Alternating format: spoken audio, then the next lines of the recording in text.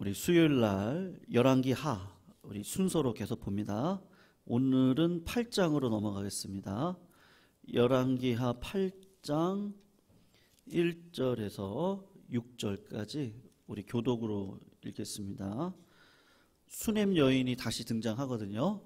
오늘 수넴 여인에 대한 이야기를 통해서 우리 하나님의 시간에 대한 말씀으로 은혜를 좀 나누겠습니다.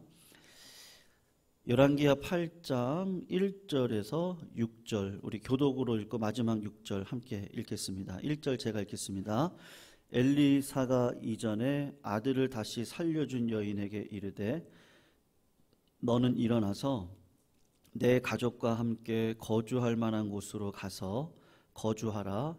여호와께서 기근을 부르셨으니 그대로 이 땅에 7년 동안 임하리라 하니 여인이 일어나서 하나님의 사람의 말대로 행하여 그의 가족과 함께 가서 블레셋 사람의 땅에 7년을 우거하다가 7년이 다함에 여인이 블레셋 사람들의 땅에서 돌아와 자기 집과 전토를 위하여 호소하려 하여 왕에게 나아갔더라.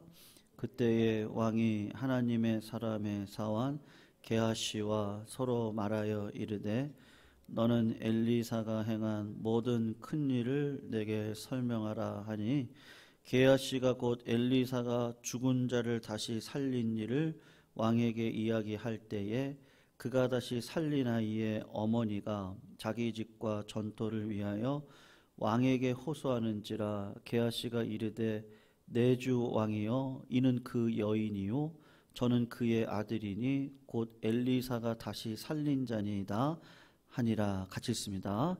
왕이 그 여인에게 물음에 여인이 설명한지라. 왕이 그를 위하여 한 관리를 임명하여 이르되 이 여인에게 속한 모든 것과 이 땅에서 떠날 때부터 이제까지 그의 밭의 소출을 다 돌려주라 하였더라. 아멘. 여러분 성경을 이렇게 보시면요, 이게 꼭 기억을 하셔야 될 게 있거든요. 그게 뭐냐면 어제도 성경 공부하면서 제가 말씀을 드렸는데 성경은 그 유대 문학의 어떤 그러니까 속해 있는 거죠. 이 문학을 유대인의 문학을 가지고 그 당시에 하나님의 종들이 성령의 감동을 받아서 그 당시 하나님 그 당시 그 나라에 있는 그 문학, 우리가 국어를 배우잖아요. 그렇게 배우듯이 그 문학의 능력을 통해서 하나님의 말씀을 기록을 했습니다. 그래서 이 말씀이 이게 오늘 본문이 역사서인데 이게 역사서니까 시간 순으로 배열이 되어져 있겠지 그렇게 생각을 하시면 안 되고, 열왕기를 썼던 저자가 우리 성도님들에게 전하고 싶은 메시지가 있습니다. 그래서 그 메시지에 따라서 시간을 바꿔가면서 글을 썼거든요.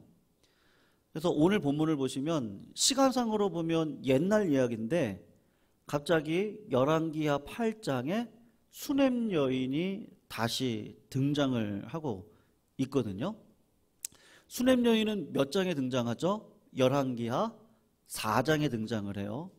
그리고 열왕기하 5장으로 가면 문둥병에 걸렸던 게하시가 있거든요. 나아만 장군이 유대 소녀 하나의 이야기를 듣고 엘리사를 만나러 왔다가 요단강에다가 7번 몸을 씻고 낫는 역사, 그리고 그것이 은혜라는 걸 엘리사가 의도적으로 보여주려고 아무것도 받지 않아요. 답례품을.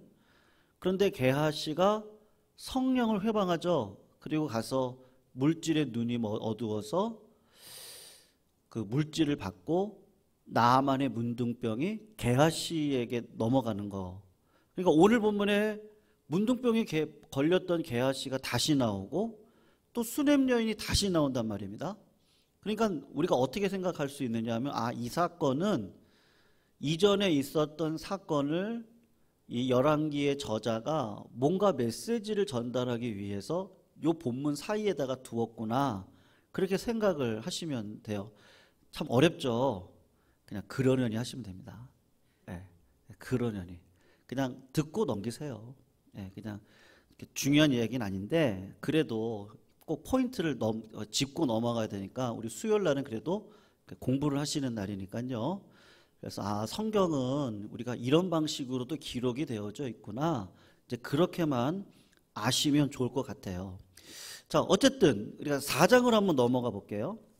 4장에 이때 기근이 일어나거든요. 첫 번째는 좀 기근, 흉년에 대해서 좀 살펴봤으면 좋겠는데 4장 38절을 보시면 거기 이제 무슨 얘기가 나오냐 하면요. 4장 38절을 한번 보시면요. 엘리사가 다시 길가리에 이르니 그 땅에 뭐가 들었다 그래요? 그러니까 흉년이 들었다. 그렇게 이야기를 합니다. 그리고 선지생도들하고 국을 끓여 먹는 이제 장면이 나오는데 요때의 배경이 아닐까 그런 생각이 들어요. 이거는 그냥 추측일 따름입니다. 그런데 분명히 5장 전에 일어났던 사건을 여기다가 기록을 해놓은 거고 배경은 흉년을 배경으로 하고 있는 거예요. 자, 그런 상황에서 다시 한번 오늘 본문으로 돌아오셔서 1, 2절을 한번 보시면 1, 2절을 한번 보세요. 그럼 똑같은 이야기가 나오죠. 1, 2절을 보시면 엘리사가 이전에 아들을 다시 살려준 여인에게 이르되 너는 일어나서 내 가족과 함께 거주할 만한 곳으로 가서 거주를 하라. 여호와께서 뭐를 하셨다 그래요? 기근을 부르셨다. 그러니까 흉년의 때 아마 요 일이 일어났다. 그런 이야기를 하는데 여러분 보통 흉년은 왜 일어나요? 전쟁도 마찬가지고요. 우리 기독교 안에 싹 들어와서 이 땅에 일어나고 있는 모든 사건들을 볼 때 지금 이거는요 하나님께서 우리들에게 뭔가를 말씀하시고 싶은 게 있는 거예요. 지금 코로나가 3년 가까이 질병, 온역이죠. 이런 온역이 뭐 유럽 사회에서도 일어났었고 지금은 전 세계적으로 코로나가 일어났습니다. 그러니까 지금 하나님께서 저희들에게 경고하시는 거죠. 코로나가 끝났어요. 그랬으면은 이제는 뭐 살만하겠지 그러는데 갑자기 이 땅 가운데 지금 흉년이 들었죠. 물가가 올라가고 환율도 올라가고 집값은 폭락하고 그리고 전쟁이 일어나고 북한에 도발이 있고 지금 다 하나님께서 우리들에게 주시는 사인입니다. 신명기 28장에 보면 이런 이야기가 있어요. 너가 만일 내 하나님 여호와의 말씀을 순종하지 아니하고 내가 오늘 네게 명령한 모든 명령과 규례를 지켜 행하지 아니하면 이 모든 저주가 너한테 임할 거예요. 이제 이렇게 이야기를 합니다. 그러면서 네가 성읍에서도 저주를 받고 들에서도 저주를 받고 네 광주리와 떡반죽 그릇이 저주를 받고 내 몸의 소생과 내 토지의 소산과 내 소와 양의 새끼가 저주를 받고 들어가도 저주받고 나가도 저주를 받겠다. 그 무슨 말이냐? 이게 전쟁이 일어나면 저주 아닙니까? 네, 여자들은 진짜 말할 수 없는 짐승과 같은 취급을 받고요. 남자들은 지금 러시아군이 징병되어져 가 있는 그 한 개 대대인가요? 이 군단이 그 병력들이 다 며칠 만에 다 죽었다 그러죠. 그러니까 남자들은 사지에 몰리고 여자들은 눈물을 흘리고 아이들은 생이별을 해야 되는 그런 상황들이 벌어지는데 왜 그렇습니까? 그럴 때 우리가 좀 많은 생각을 해봐야 되는 거죠. 여러분 지금은 추수감사 주간이잖아요. 다른 교회는 이제 셋째 주에 추수감사 주일을 지내는데 지금은 거둘 때입니다. 가을에 심는 분 계세요? 그 사람들은 좀 이상하신 분들이죠.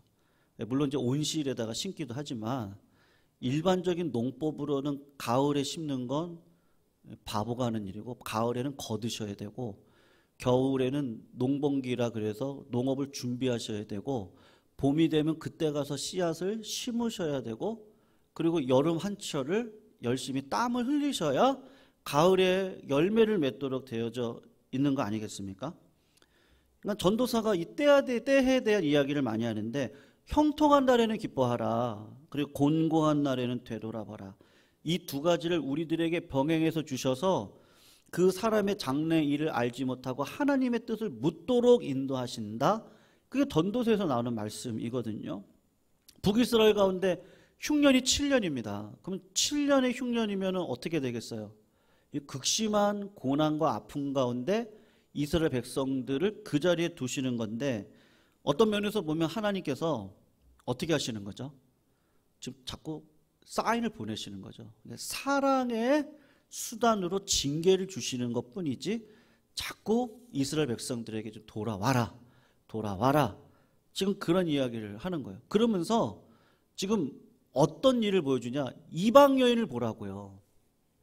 그 여인이 말씀대로 살아갔거든요. 말씀대로 살아갔던 자를 내가 이렇게 구원해 내는 것을 보여주면서 이스라엘 백성들에게 너희들도 똑같은 방식으로 살아가면 나는 복을 줄 사람, 복을 줄 하나님이야, 너희 아버지야. 지금 그 이야기를 하고 싶은 거거든요. 여러분, 왜 수렘 여인을 갑자기 이렇게 소환을 하고 불러들이죠? 이 여인은요, 하나님의 선지자를 지극정성으로 섬겼습니다. 무슨 말이에요? 그분이 무슨 말을 하면 그대로 들었어요. 이게 무슨 말이죠? 하나님의 말씀을 그대로 수납해서 순종했다는 거죠. 네. 말씀을, 하나님을 깊이 신뢰하고 경외하는 여자였습니다. 그래서 복을 받죠. 자식의 복을 받았어요. 그 자식이 죽었을 때 엘리사를 통해서 살아나는 기적도 맛봤습니다. 왜 그랬습니까? 그러면 이 여자의 뿌린 대로 거뒀던 신앙의 열매를 하나님이 주신 거예요. 그런데 하나님께서 이 여인을 어떻게 하세요? 말씀대로 살아가는 여인에게는 계속해서 구하지도 않았거든요. 7년 기근이 있는데 그거를 구하지도 않았는데 하나님께서 이 여인에게 찾아오셔서 미리 다 보여주시는 거죠. 성경을 보십시오. 믿음의 사람들에게 하나님께서 어떻게 하시죠? 다 미리 말씀하세요. 노아에게 어떻게 하셨습니까? 홍수가 날 거다. 120년 동안 네가 배를 지어라. 미리 얘기하세요. 그리고 준비를 시켜주세요. 당대 의인이었던 노아를 향한 하나님의 거룩한 사랑의 섭리죠. 소돔과 고모라를 심판할 때 아브라함에게 천사들이 이렇게 얘기를 합니다. 내가 하려는 것을 아브라함에게 숨기겠느냐? 아브라함은 강대한 나라가 되고 천하 만민에게 그로 말미암아 복을 받게 할 거다. 여러분, 아브라함이 뭘 뿌렸습니까? 그냥 고향에서 살면요, 친족들이 있고 힘을 갖고 살아갈 수 있었을 거예요. 근데 말씀 하나 떨어졌어요. 그 말씀이 뭐예요? 너는 너의 본토 친척 네 아비 집을 떠나서 내가 내게 지시할 땅으로 가라. 그 말 하나 믿고 가나안 땅까지 내려와 이방인의 삶을 살아가는 이 아브라함에게 하나님께서 어떻게 하세요? 하나님의 일을 미리 보여주시는 거예요. 근데 여러분, 이스라엘 백성들을 보십시오. 호세아 선지자를 통하여, 예레미야 선지자를 통하여 다 미리 보여주셨어요. 바벨론의 포로로 끌려갈 거다. 그러니까 돌아와라, 회개해라, 하나님의 사랑 안에 거하라, 말씀 앞에 순종해라. 자꾸 안 들어오니까 하나님이 누구를 들어서 쓰시는 거예요? 이 이스라엘들이 무시하는 이방 여인이요, 수넴 여인을 들어서, 그 수넴 여인조차도 이방 여인인데 말씀대로 순종하고 살아가니까 구하지 않는 것까지 주시죠. 여러분, 하나님께서 오늘도 우리들에게 요구하시는 게 무엇이죠? 네.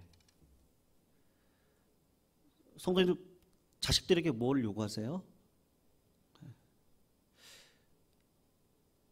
아마 그냥 그 부모님을 근심시키지 않고 그러고 살아가는, 평범하게 살아가는 것만으로도 아마 부모님께서 가장 기뻐하시지 않을까. 남들 애 낳을 때 애 낳고 결혼할 때 결혼하고, 남들 애들 키울 때 같이 키우고, 남들 부모님 모실 때 그 부모님 모시고. 제가 오늘 어떤 기사를 보니까요, 그냥 중견 배우인데 중견 배우, 어느 정도 좀 이렇게 지명도가 있는 분이셨는데 어떤 좀 사건이 있었더라고요. 그래서 그 사건으로 인해서 그 배우 일을 못하고 그리고 가지고 있는 돈으로 사업을 펼쳤는데 코로나 기간에 딱 걸린 거예요. 그래가지고 진짜 다 망했더라고요. 어느 정도로 망했냐?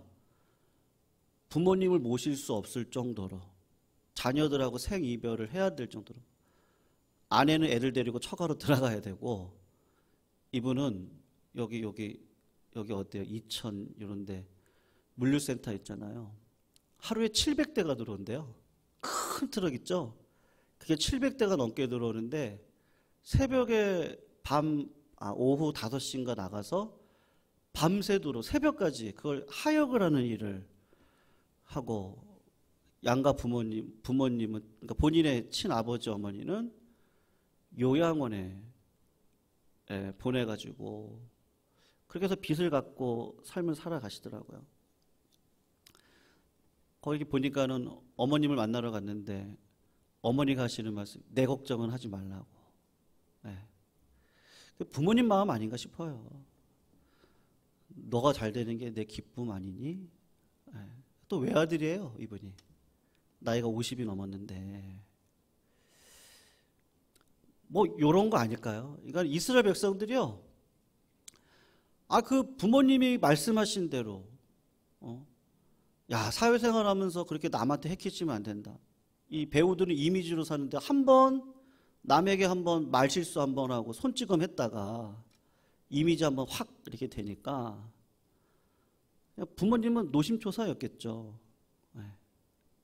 하나님께서 우리들에게 부모님이 우리들에게 요구하시는 거와 똑같이 하나님도 우리들에게 어떤 요구를 하시겠어요? 그러면 이 땅에서 그냥 남에게 패기치지 않고 인간으로서의 삶을 잘 살아가는 거, 그거 원하지 않겠습니까? 근데 세상 만사 그냥 세상 것 쫓아가다가 보면 망하니까 하나님이 오늘 수냄 여인을 통해서 하나님의 은혜가 어떤지를 보여주시는데, 참 오늘 놀라운 섭리가 이 안에 들어가 있어요. 우리 3절에서 5절 말씀을 한번 보시죠. 8장 3절에서 5절 어떤 내용이냐면요, 그 수냄 여인이 순전한 마음이 있어요. 엘리사가 와가지고 앞으로 7년 기근이 있을 거니까 너 블레셋 땅에 가서 살고 와, 이렇게 했는데 그 말씀을 또 딱 순종해서 가는 거예요. 그 말씀에 순종하면 결과가 좋아야 되잖아요. 근데 결과가 안 좋았어요. 이제 그거에 대한 내용인데 3절에서 5절까지 말씀을 우리 같이 한번 천천히 한번 읽어볼게요. 어떤 내용인지 한 번 더 보시면 좋겠어요. 읽습니다. 시작. 7년이 다함에 여인이 블레셋 사람들의 땅에서 돌아와 자기 집과 전토를 위하여 호소하려 하여 왕에게 나아갔더라. 그때의 왕이 하나님의 사람의 사원 게하시와 서로 말하여 이르되 너는 엘리사가 행한 모든 큰 일을 내게 설명하라 하니, 게하시가 곧 엘리사가 죽은 자를 다시 살린 일을 왕에게 이야기할 때에 그 다시 살린 아이의 어머니가 자기 집과 전토를 위하여 왕에게 호소하는지라.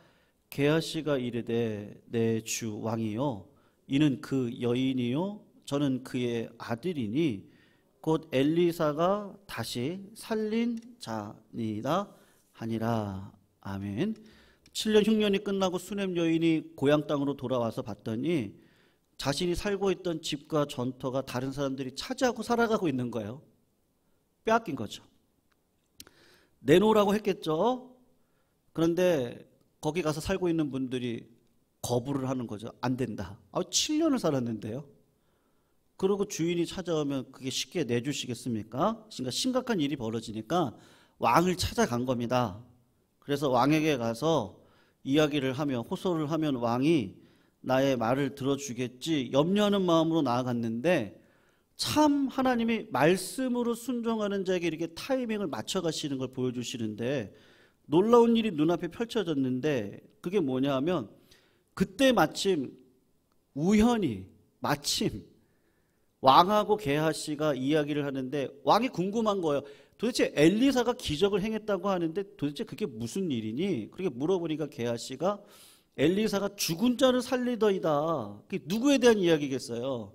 수넴 여인의 아들이 죽었잖아요. 죽었는데 그 죽었던 아들을 엘리사가 살렸거든요. 왜 그때 그 이야기를 왕과 게하시가 하고 있었을까요?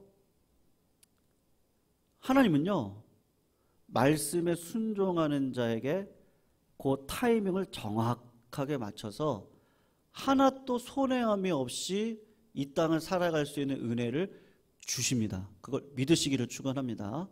오늘 본문에 그런 이야기가 나눈 거예요. 왜 아들 살리는 일을 하겠습니까? 얼마나 우리의 삶을 정확하게 간섭하시는지 수넴 여인이 찾아와가지고 이게 될까 말까 한 일을 보니까 게하시가 이 여인입니다. 이 여인입니다. 그리고 한 사람을 세워서 그 여인의 모든 토지와 집을 다 회복시키시는 겁니다. 성도님들, 그 최영동 목사님이 작곡했던 하나님은 실수하지 않으신다네 찬양하시죠? 네. 어떻게 부르죠? 내가 걷는 이 길이 혹 굽어도는 수가 있어도 내 심장이 울렁이고 가슴 아파도 내 마음 속으로 여전히 기뻐하는 까닭은 나의 하나님은 실수하지 않으신다네. 내가 세운 계획이 혹 빗나갈지 모르며 나의 희망 덧없이 쓰러질 수 있지만 나 여전히 인도하시는 주님을 신뢰하는 까닭은 주께서 내가 가야 할 길을 잘 아심일세. 인생을 살아가면서요, 내가 걷는 길이 굽어도는 것 같고 내가 세운 계획이 엇나가는 것 같아도 우리가 늘 묻는 게 뭐예요? 그러니까 하나님 실수하시는 거 아닙니까? 아니, 하나님께서 왜 이런 일을 이렇게 허락하십니까? 그러니까 솔직히 이런 것들이 얼마나 우리 삶 가운데 많아요. 우리가 진짜 많습니다. 아마 이스라엘 백성들 1세대들, 출애굽한 1세대들, 하나님께서 구름기둥 불기둥으로 홍해 광야까지 인도하셨어요. 그 앞에는 넘실거리는 홍해 바다가 보이고 뒤에서는 애굽의 왕과 군대들이 자기들을 향해 몰려오고 있고 완전히 소면 사면 초가의 상황 속에서 이스라엘 백성들이 할 수 있는 생각은 뭐겠어요? 하나님이 나를 골탕 먹이시려고 하는 거 아닌가? 네. 근데 하나님이 모세를 통해서 하시는 말씀이 뭐였어요? 너희는 두려워 말고 가만히 서가지고 오늘 여호와께서 너희를 위해서 행하시는 구원을 보아라. 그리고 네 눈앞에 보이는 애굽 사람들은 영영이 보지 못할 것이다. 가만히 있어라. 그리고 여호와의 구원하심을 봐라. 하나님에 대한 신뢰를 배워라. 광야 40년 동안 하나님이 훈련시키셨던 게 뭐예요? 그 노예의 근성이요. 그 근성은 어떤 근성이죠? 그 사람이 시키는 대로요. 사람이 시키는 대로. 밥 먹으라고 하면 밥 먹고 일하라고 하면 일을 하고. 근데 늘 그러고 난 다음에 집에 돌아오면 얼마나 한숨 짓고 이게 인생인가? 이게 무슨 인생이야? 늘 아픔이고 어려움이고 내 객대로 되는 거 하나도 없고. 근데 하나님이 그들을 끄집어내서 믿음의 부요한 가운데 놓고 하나님의 타이밍을 자꾸 보라는 거죠. 하나님이 결국은 어떻게 하세요? 반석에서 물을 내시죠. 고기가 먹고 싶다고 하면 메추라기를 떨어뜨리시죠. 춥다고 하면 불기둥을 보내주시고 덥다고 하면 구름기둥을 보내주시고 옷이 40년 동안 옷이요 신발이 헤어지는 법이 없도록 하나님께서 인도해 가시지 않습니까? 근데 이스라엘 백성들은 지금 어떻게 하고 있는 거예요? 그 하나님을 의지하지 않고 고난 속에 내가 한번 해보겠다고 자기 계획과 자기 뜻을 가지고 살아가고 있는 이 현실 앞에 오늘 6절 말씀 한번 보실까요? 성도님들, 우리 6절은 같이 한번 읽습니다. 같이 읽겠습니다. 시작. 왕이 그 여인에게 물음에 여인이 설명한지라 왕이 그를 위하여 한 관리를 임명하여 이르되 이 여인에게 속한 모든 것과 이 땅에서 떠날 때부터 이제까지 그의 밭에 소출을 다 돌려주라 하였더라. 성도님들, 하나님의 정확한 섭리 안에서 어떻게 됩니까? 해결받습니다. 하나님은요, 너무나도 정확하게 일을 하시죠. 마태복음에 이런 이야기가 있습니다. 선지자의 이름으로 선지자를 영접하는 자는 선지자의 상을 받을 것이다. 여러분, 이 말씀이 어떤 말씀이겠어요?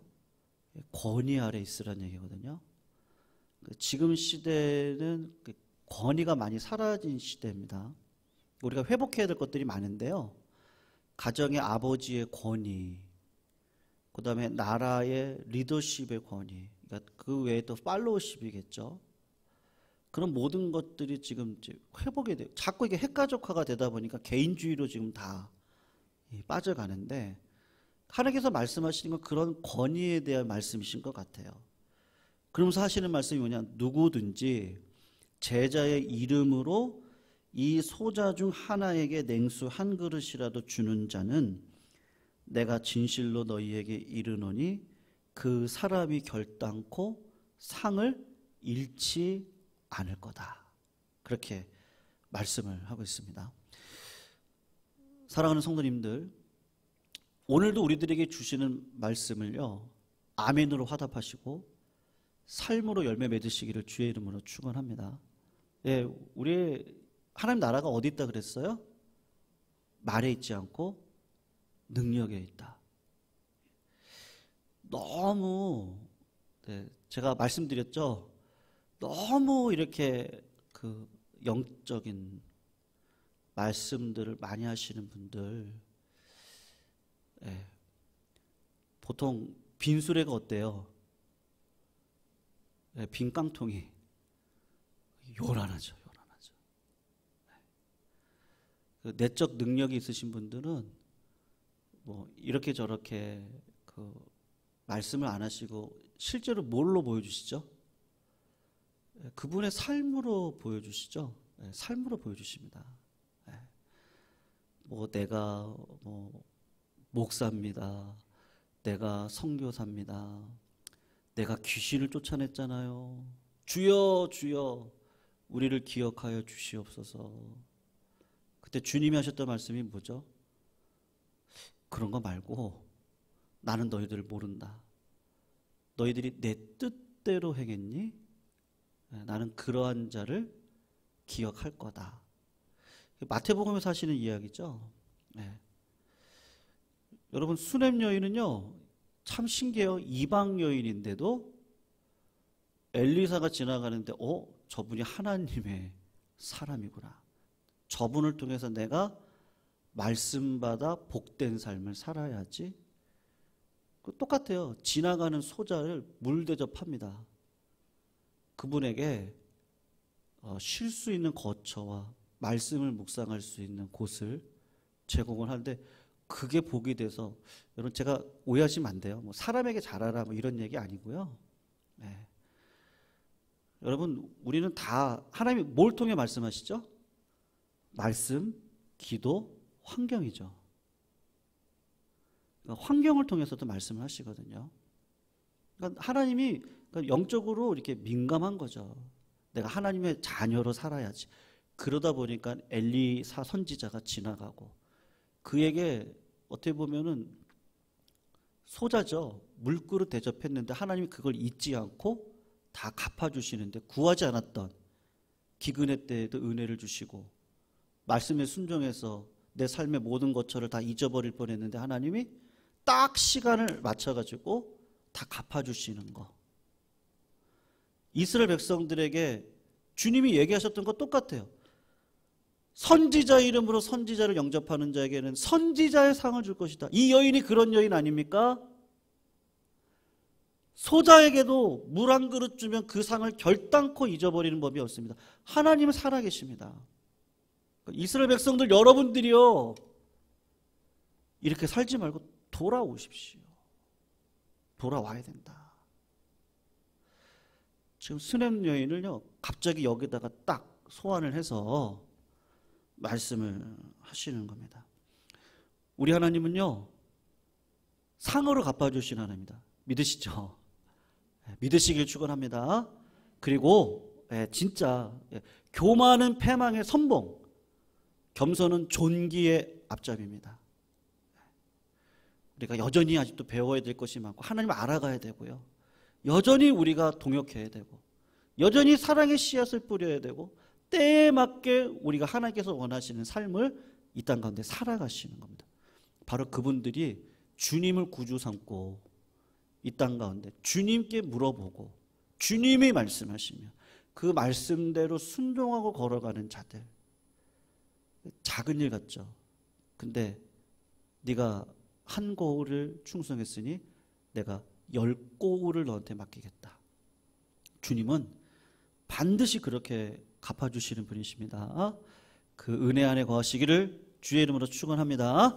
우리 말씀 붙들고요, 288장입니다. 예수를 나의 구주 삼고. 우리 찬양의 가사의 고백과 같이요, 우리가 그런 간증이 있었으면 좋겠습니다. 하나님의 정확한 타이밍이에요. 하나님은 내 삶에 개입하시고 은혜의 자녀로 나를 살아가도록 하시죠. 하나님은 하십니다. 우리가 그러한 자들로서 오늘 하루하루 작은 순종에 서게 해달라고, 우리 그런 마음으로 우리 시간 288장 찬양하고 잠깐 통성기도하고 모든 예배 마치도록 하겠습니다.